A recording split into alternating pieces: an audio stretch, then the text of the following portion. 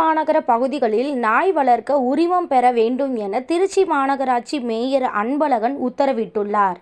திருச்சி மாநகராட்சி மாமன்ற கூட்டம் மாநகராட்சி மேயர் அன்பழகன் தலைமையில் இன்று நடைபெற்றது. கடந்த மார்ச் மாதம் தேர்தல் தேதி அறிவிப்பிற்கு முன்பாக நடத்தப்பட்ட கூட்டம் 3 மாதங்களுக்கு பிறகு இன்று மீண்டும் நடத்தப்பட்டது. இந்த கூட்டத்தில் துணை மேயர் திவ்யா, மாநகராட்சி ஆணையர் சரவணன், மாமன்ற உறுப்பினர்கள், அதிகாரிகள் கலந்து கொண்டனர். இந்த கூட்டத்தில் மாமன்ற உறுப்பினர்கள் தங்களுடைய பகுதிகளில் மேற்கொள்ள வேண்டிய பணிகள் குறித்து பேசினர். நாய் தொல்லை இருப்பது குறித்து பேசினர்.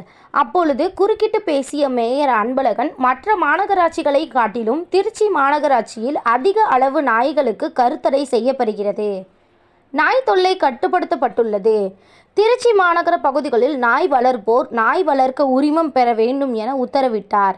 மேலும் நாய்களுக்கு முறையாக தடுப்பூசி போடப்படுகிறதா என்பது குறித்து அதிகாரிகள் தொடர்ந்து கண்காணிக்க வேண்டும் என உத்தரவிட்டார்.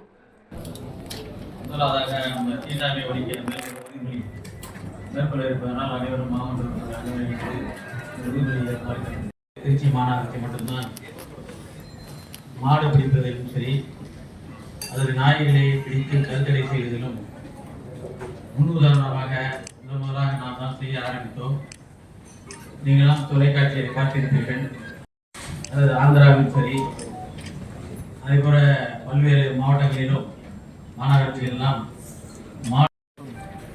திருச்சி மாநகராட்சியை பொறுத்தவரையில் அதை நாம் 4 கோட்டங்களிலும் நாய் கருத்தடைகளை 4 வாகனமாக்கி இன்றைக்கு நம்ம அந்த பணியை சிறப்பாக செய்திருக்கின்றோம். நம்முடைய திருச்சி மாநகராட்சியை பொறுத்தவரையில் நம்முடைய அலுவலக மாநகராட்சியில் இருக்கின்றது என்று சொன்னார்கள். அதில் கிட்டத்தட்ட நாம் 11,929 நாய்களுக்கு கருத்தடை செய்திருக்கின்றோம். அதுவும் இந்த மாதம் மட்டும் அதன் மூலமாக மாடுகளை பிடிக்க ஆரம்பித்தோம். அதற்கு பிறகு திருநெல்வேலியில் கூட அந்த மாடு பிடிப்பதை பண்ணும் பொழுது அங்கு கூட சில அரசியல் கட்சிகள் மாநகராட்சியில் இருக்கின்றது என்று சொன்னார்கள். அதில் கிட்டத்தட்ட நாம் 11,929 நாய்களுக்கு கருத்தடை செய்திருக்கின்றோம்.